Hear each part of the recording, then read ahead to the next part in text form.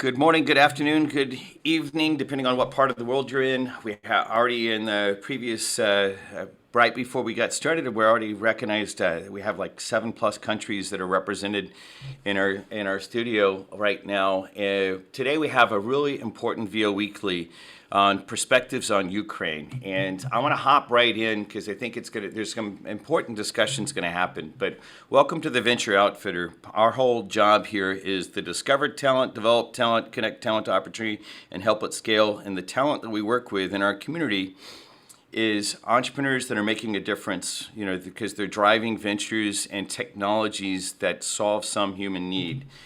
And by working with each other, it's kind of exciting about what's been happening. I want to make sure I thank DualWorks. DualWorks has been a consistent sponsor. Linda Blackman, the woman who runs DualWorks, has been a long-term technology entrepreneur and tech rancher.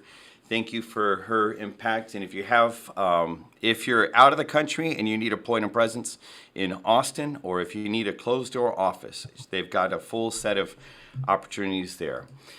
On the Venture Outfitter, I've talked a lot about our products, but a lot of times, because I've talked about our products, a lot of times people don't realize that entrepreneurs can get involved for free, not only on this program, VO Weekly, but there's a bunch of community actions that are happening all the time. In fact, there's probably, almost 10 times, 20 times, 100 times, at times, more activity happening in our Slack channels than actually happen in anything that we do here. So make sure you get involved. All we ask is that you are an entrepreneur and that you play by the rules, and that's pretty open. And it's a free interaction, so please take advantage of it. And I'm happy to say that we have all the continents minus Antarctica represented in the conversations that are going on in that group of people. There's about 350 entrepreneurs that are in the community right now, and so we're looking to expand it even more. So join us for free. Coming soon during South by Southwest, we're going to have on our events calendar, techranch.com/events. We'll have a bunch of official, all the different things that are happening. But if you want to come see me talk about the supply chain crisis and the implication for startups, especially the work that we're doing between Texas and Mexico right now. And we just expanded that to other parts of Central America. We'd love to talk to you about it. Let's see. The main thing is instead of sending me an email about it, make sure you send it to the, just look at the events calendar, because we'll post even more stuff out there as soon as possible. And also, Tech Ranch is a steering committee member, or founding steering committee member of the Texas Global Health Security Initiative. And Global Health Security Innovation Week is concurrent with South by Southwest. Now, this group was started by the Pandemic Tech Accelerator, UT, University of Texas at Austin, Texas State University, and other things. Tech Ranch was involved as well. I'm proud to say that we were working with the Pandemic Tech Accelerator, and all the way back to 2017, we were doing pandemics before pandemics were cool. What also is really important that's happening there is during that week, and this is free, it's virtual, there will be things not only about what's happening with the virus, but also the tools that are being used in the mental health space to help our communities become resilient. And so you can check that out. More information is available at techranch.com/events. So I want to stop and be a little serious for a second. One of the cool things about this network and this community is the entrepreneurs in this network have been solving problems worldwide, right? We've actually have quite a few lives that have been saved because of technologies that were connected. Some of you all have heard my stories about how we have South Australian entrepreneurs taking on a disease called leishmaniasis in Ethiopia. And out of that, people's lives have been positively affected, as well as, it's saved lives as well. I've got a bunch of different examples about that, about where there's a technology in one place that was applied in another place, and people's lives were saved out of that. And so there's a big challenge in front of us. And, I truly have no idea how our network of entrepreneurs can take on the mountain in front of us. but I am audacious enough, and I think we are audacious enough to have a conversation that says, hey, what can we do about Ukraine? And just to be clear, from my come from on this, it's not. I mean, there's a side to pick, but also there's been death and destruction that has happened on both sides, and it really, really, really sucks. And I'm not trying to like say one thing or another. I'm just saying that human tragedy is human tragedy. It doesn't matter where it's at in the world, whether it's in Europe or some other part of the world. But the thing that we're here today is to come together as a community and look at how we can take action as entrepreneurs, like we've done in other stuff, and make a difference. And so that's part of the context I want to set about the mountain that we need to move that's in front of us. So today's program's about, we said taking action around Ukraine. I then updated it because I'm like, okay, how is it that we not only take action, but what's the perspectives about Ukraine? And there's a gentleman by the name of Christian Ray Flores. He's a friend. He's also the pastor of the church I go to. He's got a really interesting background. Some of y'all know that I used to live in Chile, and I was originally introduced to him because of his Chilean background. His family was terribly affected by what happened with the coup in 1973 in Chile. And I know a little bit about that history. And so one of my friends, introduced me to Christian and said, hey, you want to meet this Chilean? Well, the interesting thing about this Chilean refugee, right, that then lived in several other countries before he landed in Russia, is he's Chilean with Russian and Ukrainian background. And one of the things he did on this last Sunday when we were at church was he actually talked a little bit about what was happening. And I said, hey, I really would like to have him bring the perspective of being a refugee, having Ukrainian and Russian background, and to lead us kind of in this conversation about what's happening and what can we do and how do we think about this and things like that.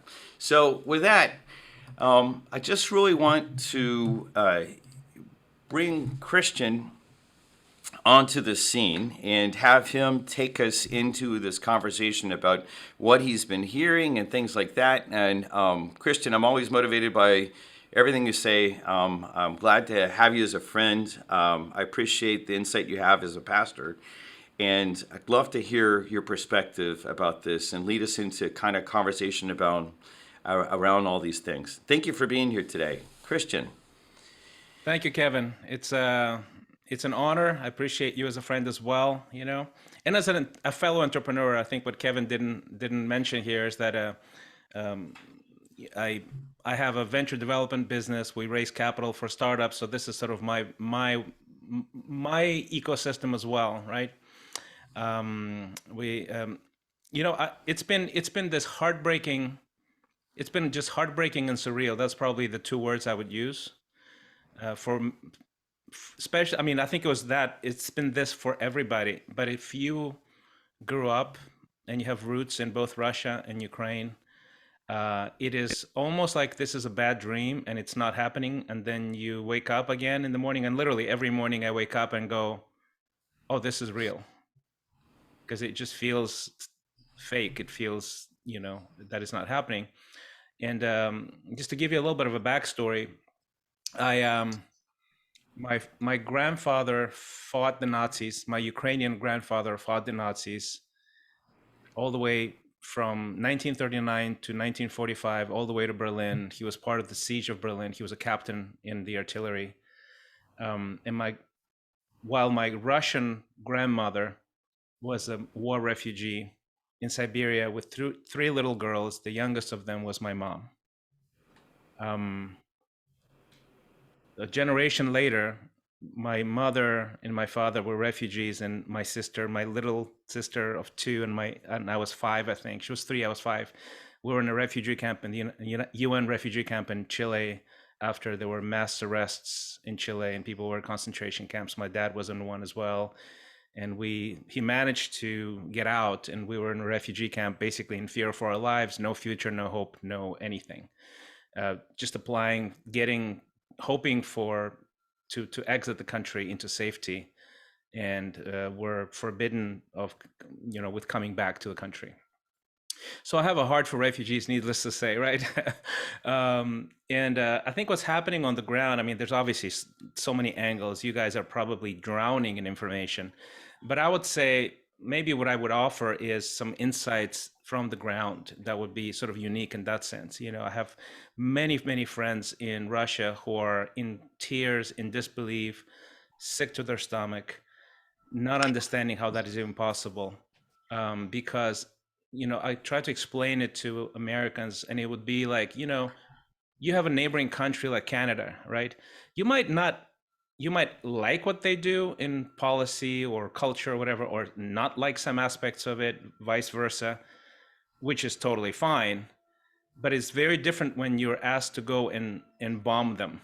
It would be so counter everything we understand about life, right? So it would be, I think people would just be appalled by something like that. So that's how it feels for Russians to attack Ukraine, and of course there's a lot of rationalizations behind it in the media there, why that's happening and that they deserve it, all of that stuff, right?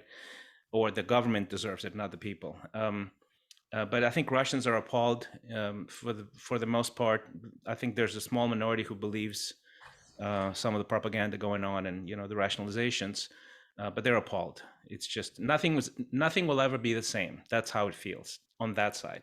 On the Ukrainian side, I have a friend who lives just outside the city, and he lives in a private home. He was building a home for his kids, and there was bombs and rockets going on and everything. And then I basically asked him, I said, get out as soon as possible. He got out. Right after he got out, all of the exits from the area he's in were blown up. The bridges were blown up. Another friend, they were getting their kids. Getting their kids in the car, basically just the clothes in their back, a couple of bags, that kind of thing. And they were, the wife saw a Russian attack helicopter go over her head 100 meters away, was blown out of the sky and fell right in front of her, right? Things that you don't fathom as a possibility. Does that make sense? Totally. So another friend was leaving right now. They just crossed the border with Romania, I believe, and they were leaving in a train with their kids and a baby. So these are really close friends of mine. Their kids had just got married, and they had a baby. So they were leaving, and as they were leaving the train station, they got out, but they saw the bomb hit the train station. So stories like that are over and over again streaming in, and I'm basically on the phone with Ukraine all day, every day for the whole duration of the war so far. So some of them are crossing the border to Romania, Slovakia, Poland, getting received by aid organizations, but a lot of them can't leave the country. They run out of money, out of food, out of gas.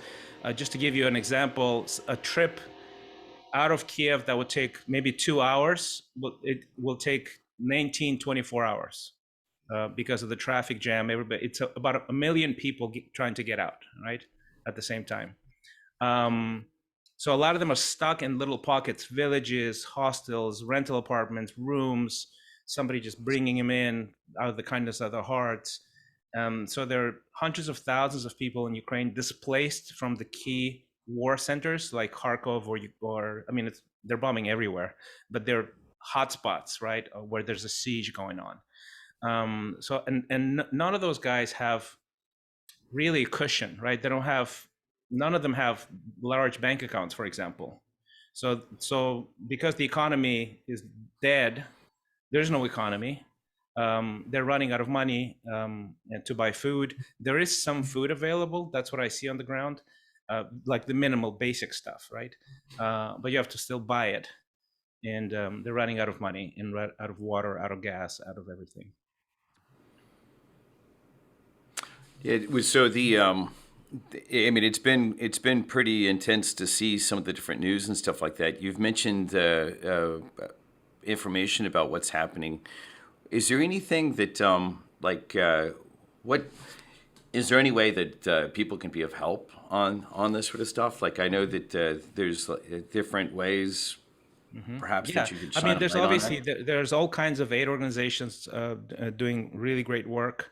Red Cross, UN. We have a mission organization that is helping people right over the border in Romania. A friend of mine is running that through Eurasian Missions, and an organization called Hope Worldwide as well that is doing that. What we're doing, because of the deep roots and sort of almost like a network of connections on the ground, is we have a nonprofit called Ascend Mission Fund. So if you can go to Ascend, like going up, Ascend Mission fund, ascendmission.fund, you'll see the nonprofit, and then in it you'll see a tab for Ukraine Relief Fund.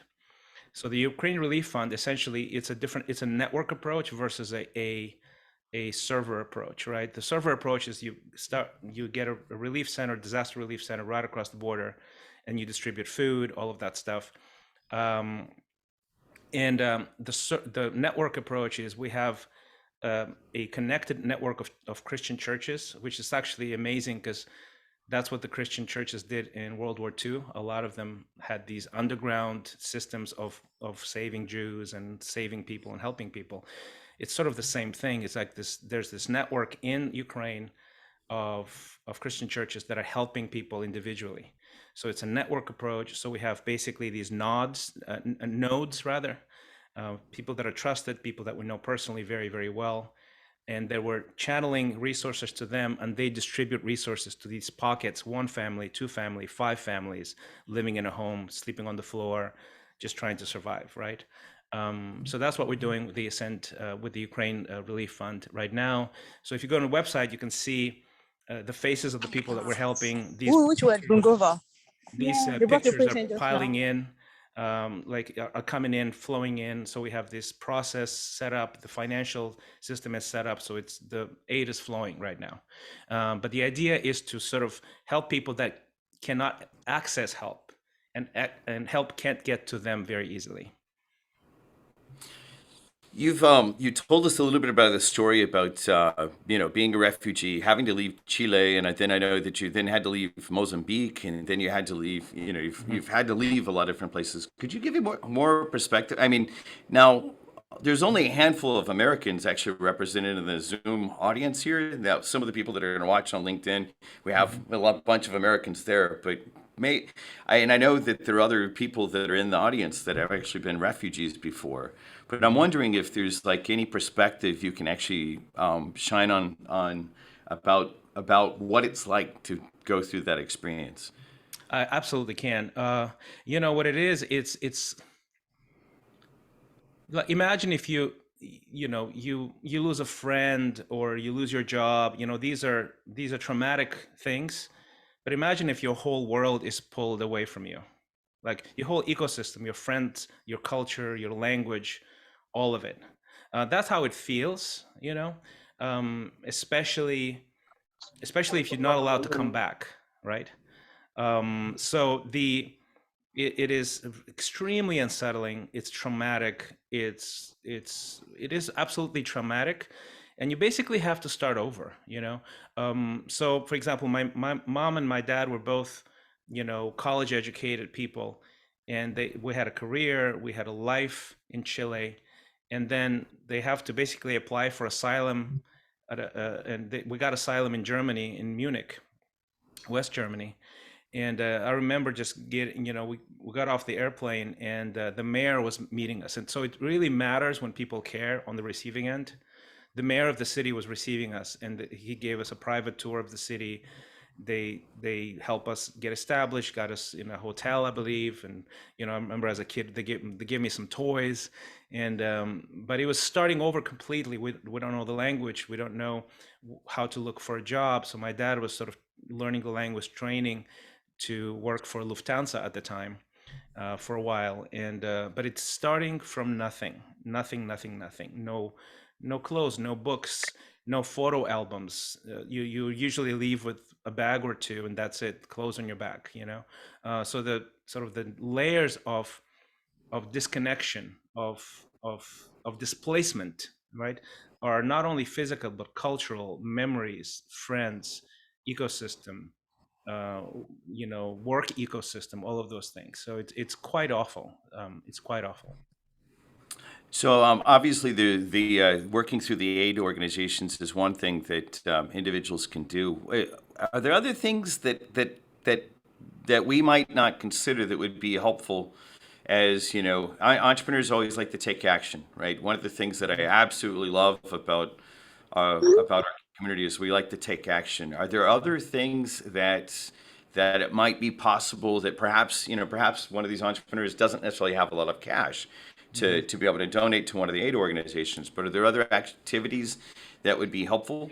Well, I would say, honestly, prayer. I believe prayer is powerful and it works.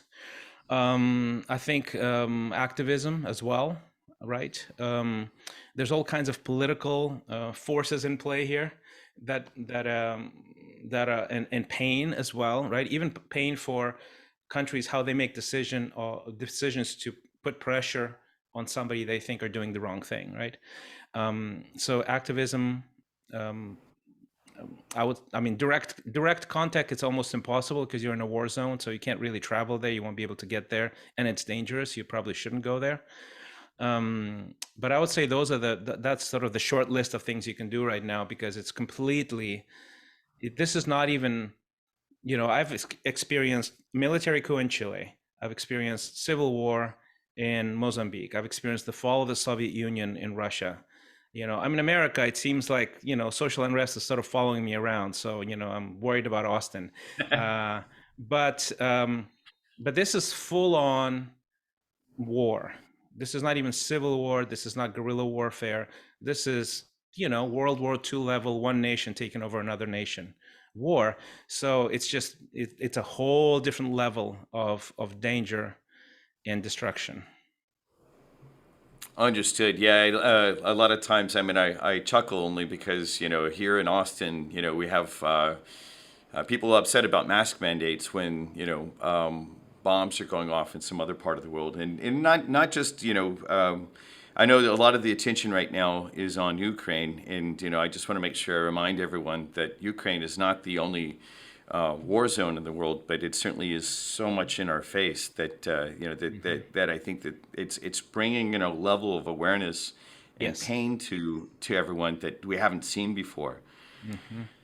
Um, Oh, I know absolutely. that I know that there's so one of the things that I appreciate about Christian is he always, because of the what he does in being a pastor. I mean, obviously entrepreneur. He's also a Russian rock star.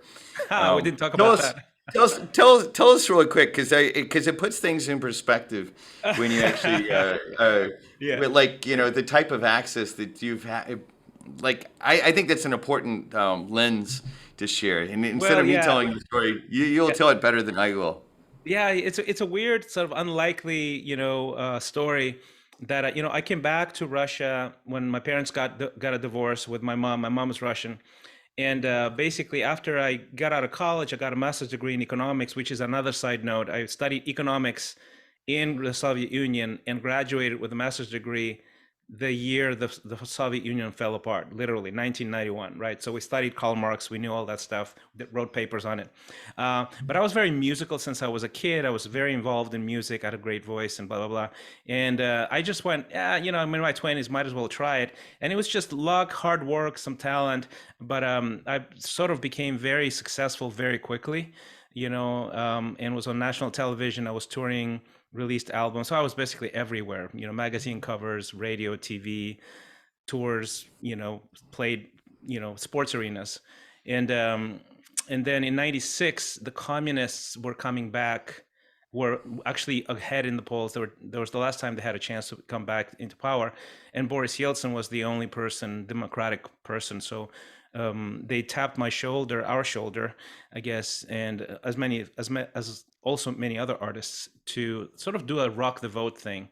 And I had a song at the time called Our Generation that was a very anthemy, sort of very in your face protest song, essentially like a generational protest song. And they used that song basically as the anthem for the Yeltsin campaign quite extensively in a lot of the ads. And I was interviewing on television, I was touring, basically backing Boris Yeltsin up, and he won, which was, so it's our tiny contribution, our humble contribution to keeping the communists out of power was that thing. So I'm still very connected. Actually, I just posted on Facebook if you want to look it up, and on LinkedIn. I was on there were two free outlets in Russia left. There are independent media outlets. One of them was an outlet called TV Rain, and just posted a couple of pictures, like throwback pictures from like 3 years ago. This is the last time I was on that TV station doing an interview, and they just got shut down today. The other second one, Echo of Moscow, was shut down 2 days ago. So it's back to the USSR in many ways. It's pretty weird. Say a little bit more about that. I know that those of us that have grown up in I think of the U.S. as an open society. Mm-hmm. Every once in a while, the propaganda gets a little bit crazy here as well. But talk about that a little bit more about what's happening. I think a lot of times, Americans especially don't have this perspective of understanding the true open society that we have compared to some of the other places in the world, and like these two media sites getting shut down. Could you say something more about that? Oh, I absolutely, I will, and thank you for asking that question. That's an important question. Actually, I just saw Polina just said they played a clip at the end of saying goodbye. This TV station, the whole staff is standing there in the newsroom, and they're saying goodbye to their audience and thanking them for their attention, their love.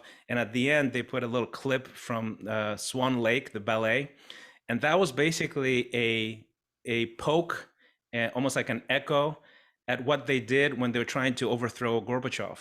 When they overthrow Gorbachev, the country woke up and they were showing the Swan Lake for some reason because they didn't want to show anything else. So this station put the Swan Lake at the end of their goodbye, which was pretty amazing and sad at the same time. But thank you, Polina, for reminding us of this. But thank you for the question, Kevin. Basically, and I hear this in almost like this.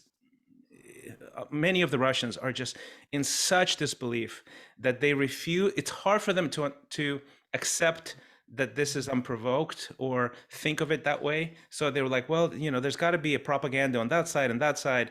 So there's a lot of that, like hear both sides kind of argument. And my take on it from the inside, I promise you this.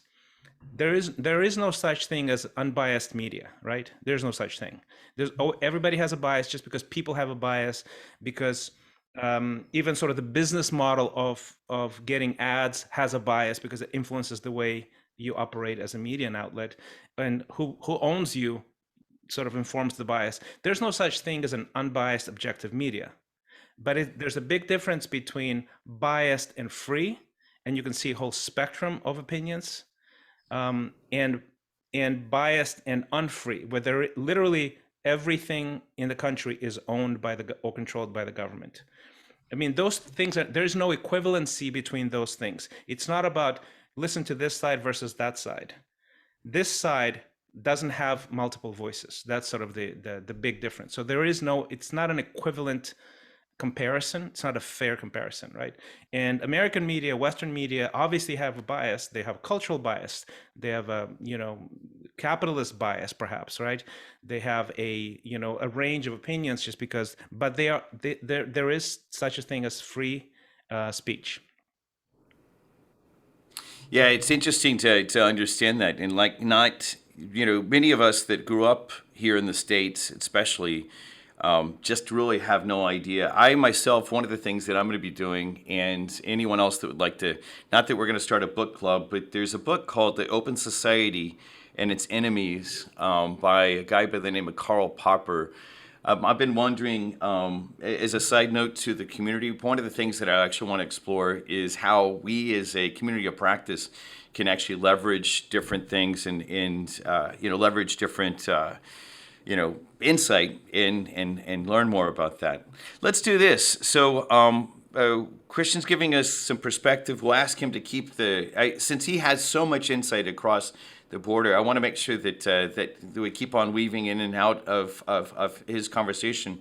But one of our entrepreneurs from Hungary mentioned that she brought one of her colleagues from Ukraine on, and Joseph is the gentleman from Ukraine. I do not know Joseph. I do know our entrepreneur from Hungary, Celia. Joseph, I'm wondering, you mentioned a while ago that you were getting your internet set up and there were some problems, but perhaps you could tell us, who you are, what's happening, what's your perspective. Anything you care to share would be great. Yes, hello. Thank you, everybody, for this opportunity. And well, war is terrible, and everybody like knows this. This is like a fact, but nobody knows how terrible is the war. Like you cannot you cannot know how terrible this war is when you don't see this war, when you don't.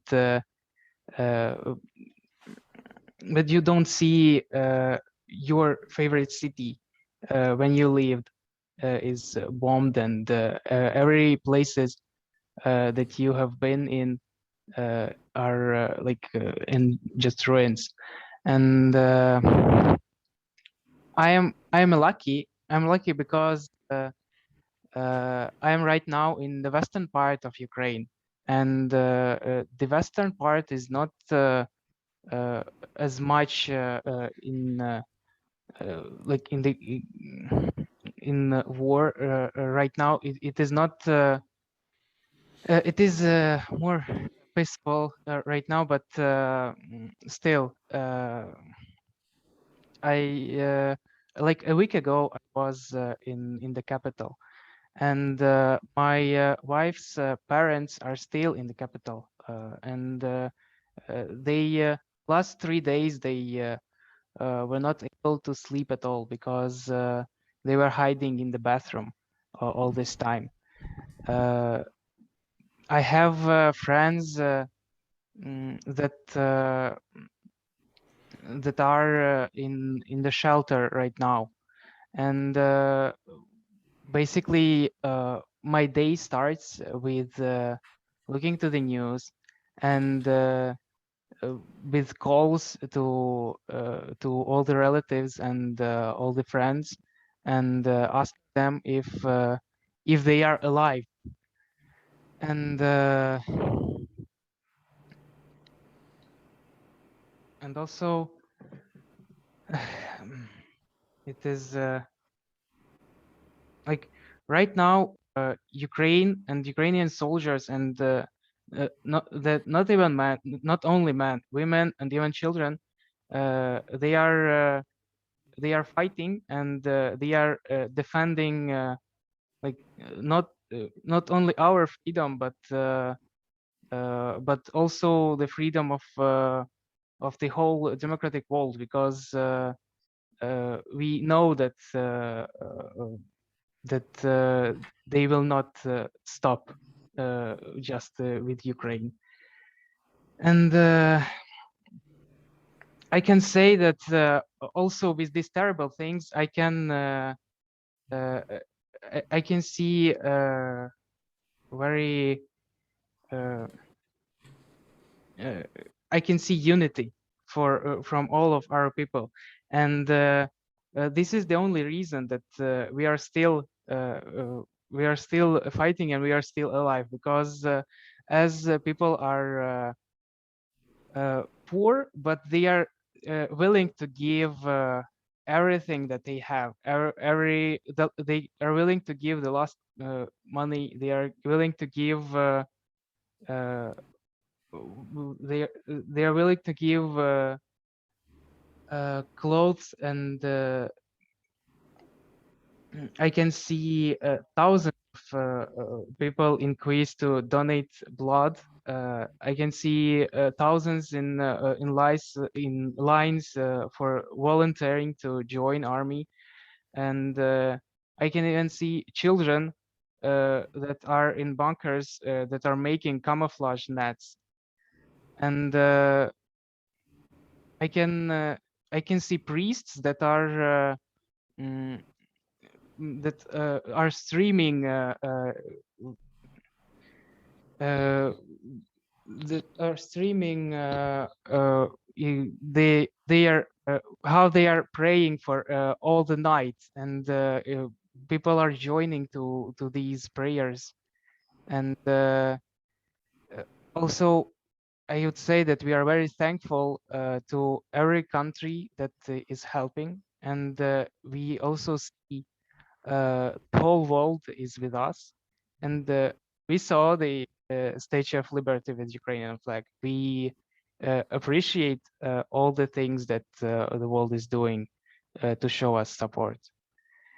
And these things are giving us courage to continue. And Well, let me ask you. So, perspective for those of all that don't have this type of background, and obviously, again, me as an American that grew up in, San Antonio, Texas, and didn't grow up in the kind of conditions that we're hearing about. It's interesting to. I mean, not the word interesting is not the right word. I don't even know the right word. One of the things that I did when I was in Budapest in November we launched the Texas-Hungary Venture Bridge.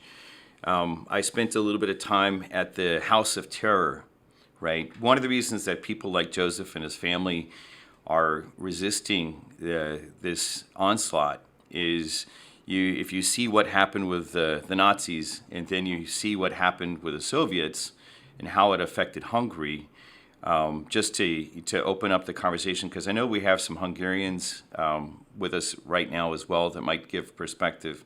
Joseph, I want to make sure that you know that, I appreciate you sharing your story. I'm glad that you're safe. I will say my prayers for your family in Kyiv. And I'm wondering if there's anything else that, that we can do from around the world, and that maybe there's a perspective or something that might be possible about how we could support even more than just prayers and donations are a start. Is there anything else? like when anybody from like other countries asking me how they can help, like my opinion that any help that can save even one life is appropriate. So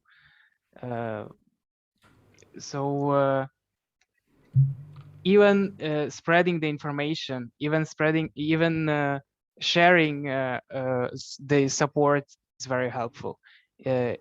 If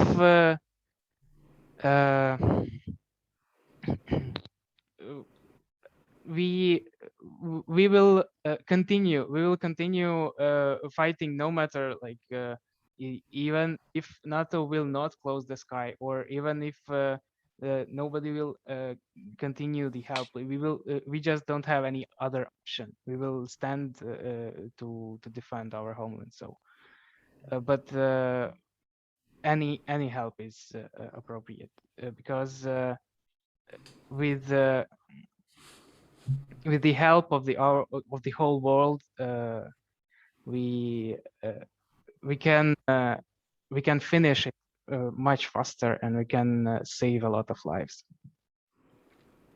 One of the things that we will be doing, and for those of you all that are in the community, or maybe you're here for the first time, if you look at some of the previous VO weeklies, we've had a lot of focus around refugees. Like as an example, in August of last year, one of our members came on and said how he leveraged our network and other resources that he had to bring to bear to save 1,200 Afghans out of Afghanistan during the collapse of Afghanistan, right? And we do have officials from Moldova that are going to join us. They're not here right now, at least I don't think so. But one of the follow-on conversations that I'd like to have is in the coming weeks, because the refugee issue, when you move 1 million people in that short period of time, that doesn't go away fast. There's no quick American solution of, hey, we put a Band-Aid on and everything's fine now, right?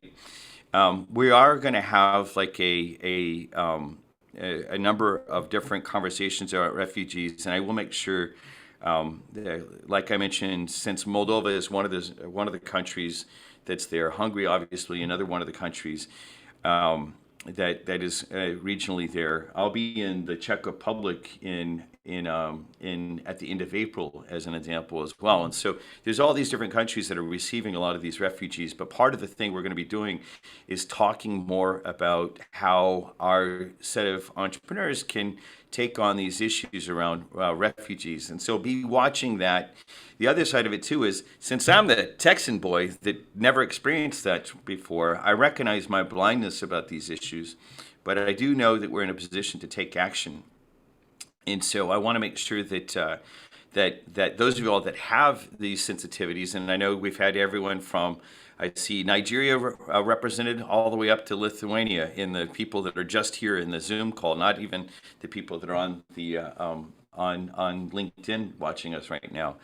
I'm wondering I want to make sure that you know that one of the other requests that went out to one of Austin's universities earlier today is to really start a refugee solution center with. There's things that are going to be happening about that. I just mention it just because you might not see a lot of the messages. I'm historically terrible about getting all the different messages about what's happening out, but I want to make sure I say that in this moment right now.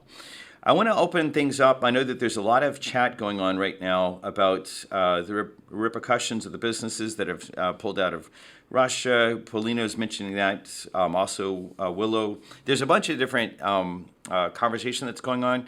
I want to first see if Christian would like to say something, but then I'm going to open it up for a statement or two by other individuals that might want to bring some insight or color into the conversation.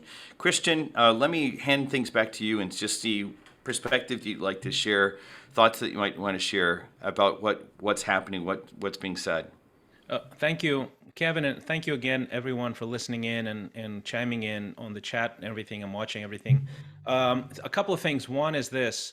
If you'd like to stay in touch with the relief network that we are launched literally in days, please come on to the Ascent mission.fund. And then there's another thing, another resource, christianrayflores.com. This is my newsletter. So I'm going to post regular updates on how the network is growing, who we're helping, all of that stuff. You can subscribe and basically get it in your inbox. christianrayflores.com. So one thing I wanted to mention that I didn't mention before is this. I think communicating public opinion is huge. That's really the one thing that everybody can do is influence public opinion, right? And obviously you can influence public opinion with your opinions on the war in Ukraine. But one other thing is the voices of compassion towards the Russians.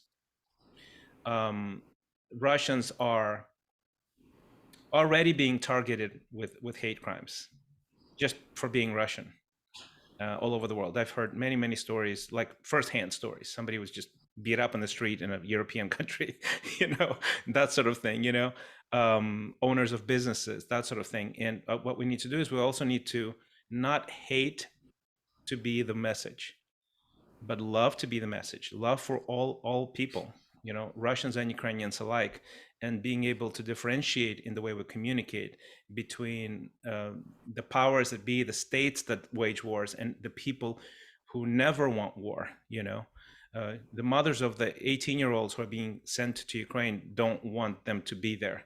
Actually, the 18-year-olds who are sent to Ukraine mostly don't want to be there. So they're all of those people are victims, as well. So I think being compassionate, communicating love, it's absolutely massively important in a climate where despair and pain can cause feelings of violence and revenge. Love is the thing that makes us all win. So that's sort of my last thing that I didn't mention before. Yeah, I want to make sure I concur with that. I've told some of you, or those of you that know me on a personal basis, know that I've struggled with my own anger and rage issues.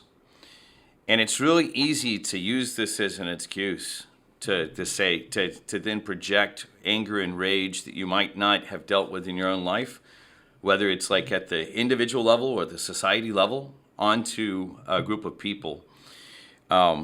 I think I mean, obviously it's extremely sad about what's happening in Ukraine and the Ukrainians that are suffering.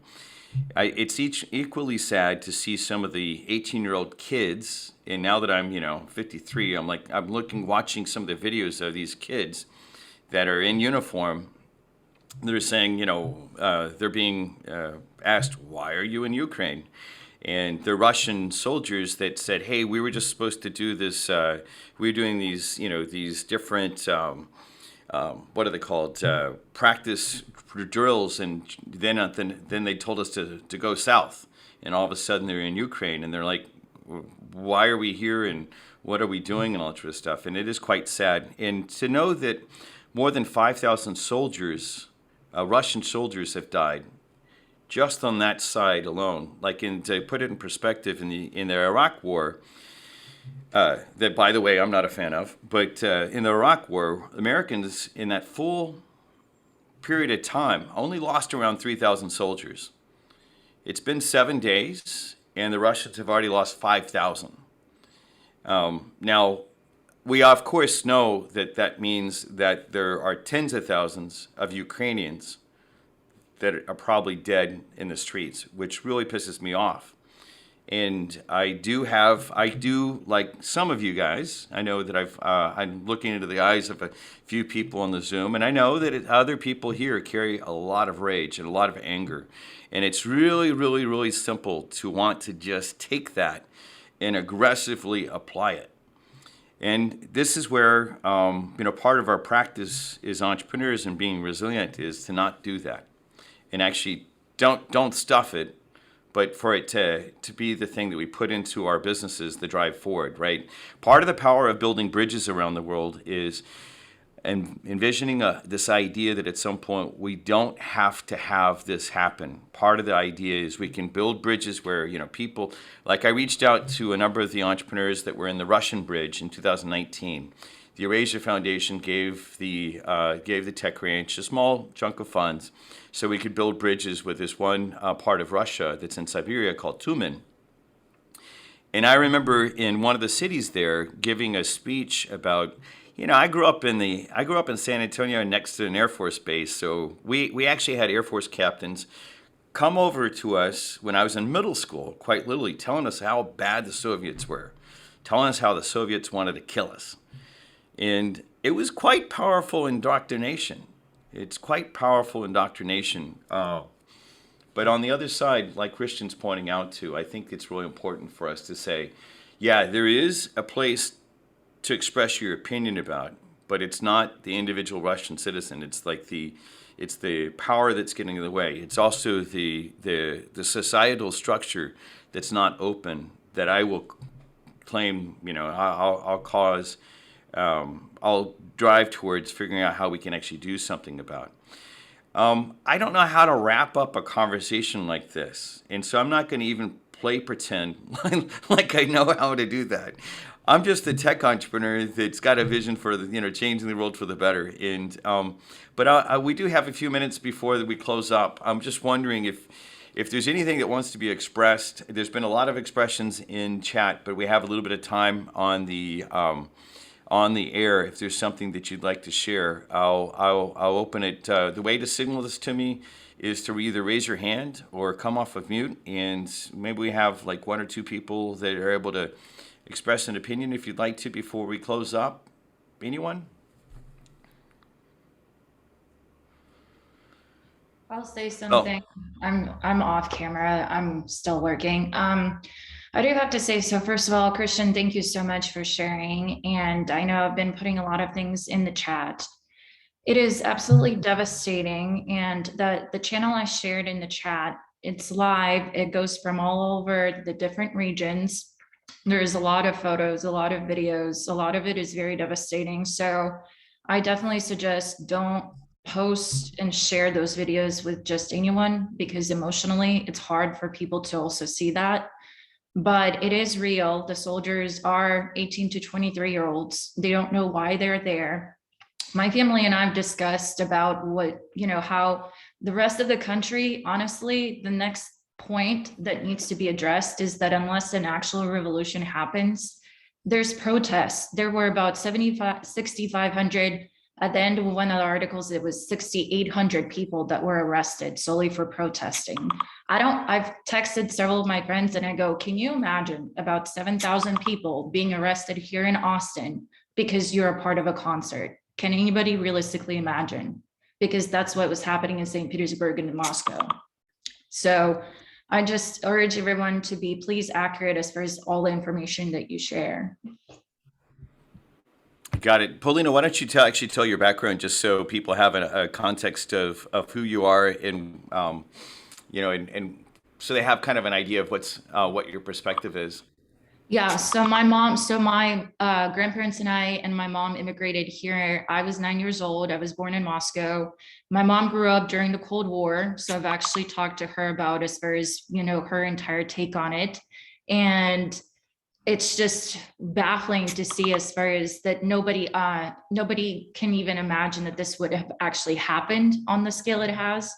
And then my great grandfather, he served during World War II.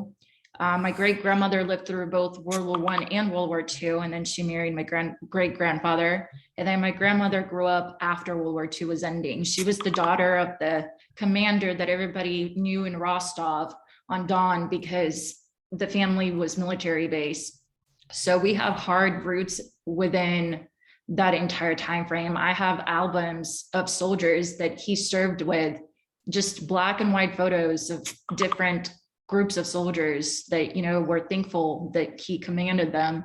So this is not just hitting as far as on the cultural side. This is actually the actual history within our family as well.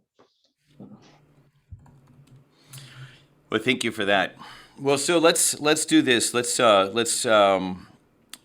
we'll do is we'll make sure Jello's going to take all the links that were shared in the chat and stuff like that, as well as pointing to the Ascend Mission Fund that Christian has set up, as well as pointing to his website. Make sure you get on his newsletter.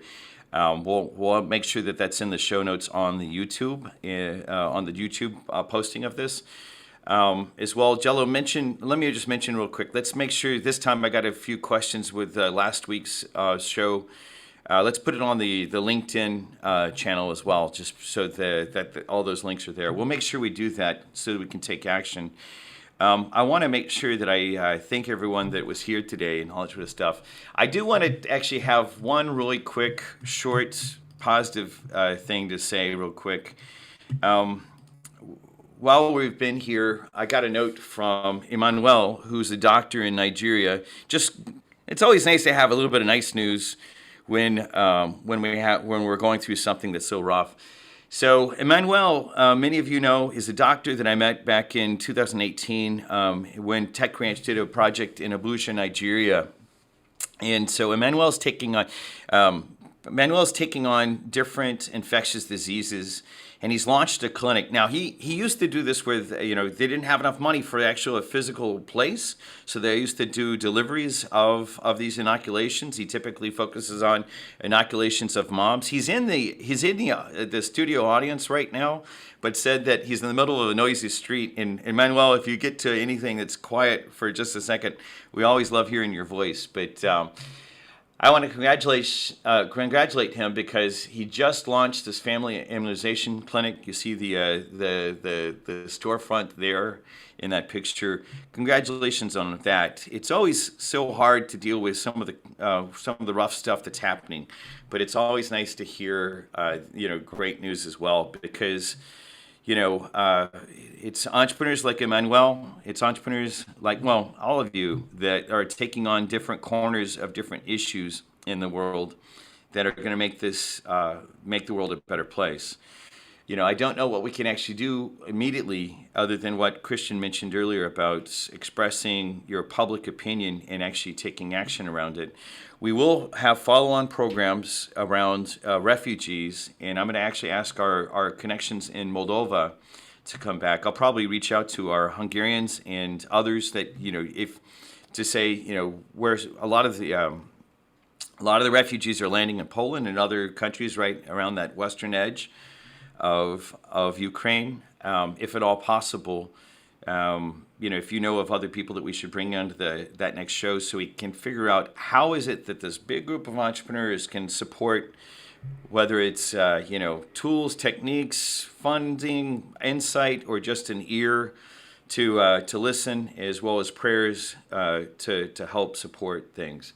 So first and foremost, congratulations to Manuel for how long you've struggled to make this a reality, and keep on going.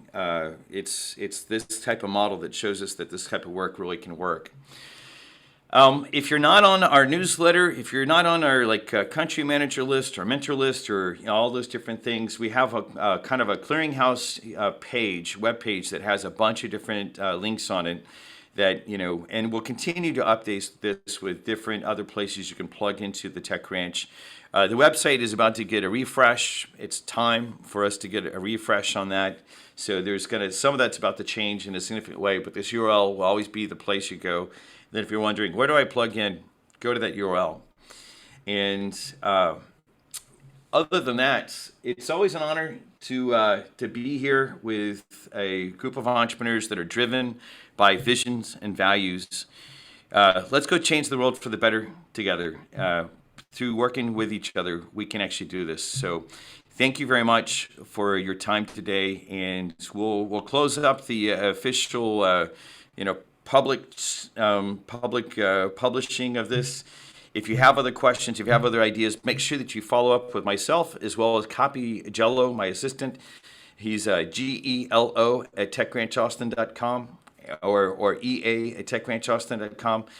He'll help us get this all out there. Thank you again to Christian for your leadership on this and your insight. And I appreciate that very much, both from a spiritual way in the church, as well as your insight on the ground there in Ukraine and Russia. And Joseph, please be safe and know that we're thinking and praying for you. So blessings to all, as Patricia just said. Okay, with that, we'll say officially closed on the live stream. If anyone else has questions for me, we'll be available right after.